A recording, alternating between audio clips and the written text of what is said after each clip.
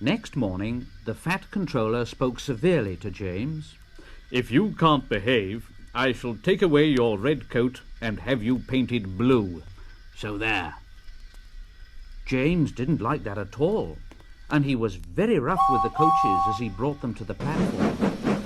"Oh, come along, shh, come along, shh." And the coaches grumbled, "All in good time, all in good time, bubble, bubble, bubble, bubble, bubble, bubble, bubble, bubble, bubble, bubble, bubble, bubble. Oh, stop grumbling and come on. Shh, shh, shh, shh, shh, shh, shh, shh, shh, shh."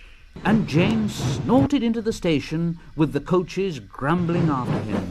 Bubble, bubble, bubble, bubble, bubble, bubble, bubble, bubble, bubble, bubble, bubble, bubble, bubble, bubble, bubble, bubble, bubble, bubble, bubble. James was cross that morning. Gordon never fetches his own coaches, and he's only painted blue. Where a splendid red engine like me should never have to fetch his own coaches.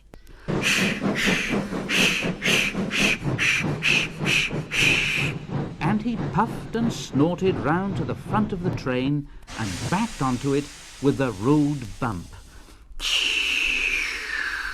Oh, oh, oh, oh, oh, oh, oh, oh, oh, went the coaches. That was too bad. And no one came near James.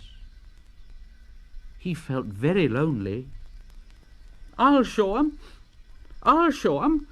They think Gordon is the only engine who can pull coaches. Then the guard blew his whistle. And James started off with a tremendous jerk. Come on, shh, shh, come on, shh, shh, come on, shh, shh,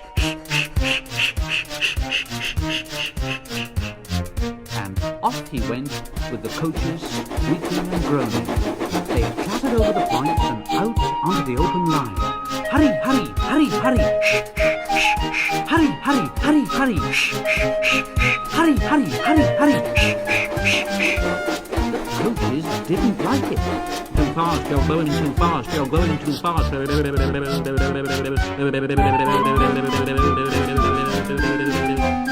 indeed, the coaches were going so fast that they swayed from side to side. James laughed and tried to go faster, but the coaches wouldn't let him. We're going to stop, we're going to stop, we're going to stop, we're going to stop. We're going to stop.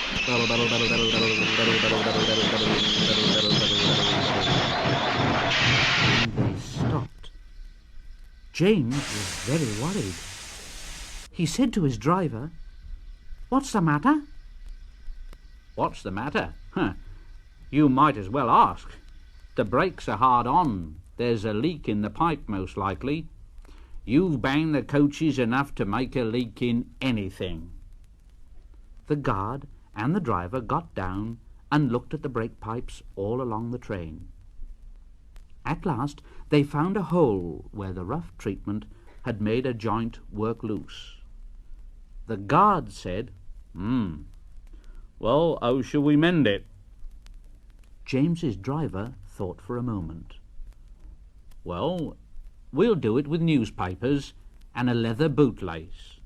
"Ah, where's the bootlace coming from? We haven't got one." "Well, we'll ask the passengers." So the guard made everyone get out.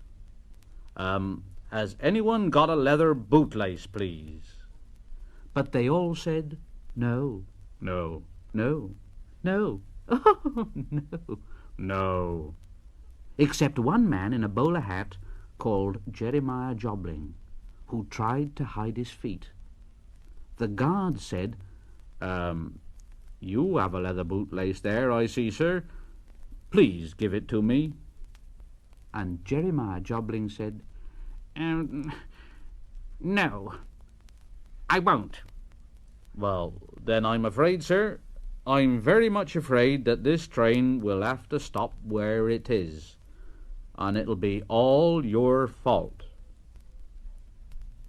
Then the passengers all told Jeremiah Jobling what a mean man he was, and at last he gave them his laces.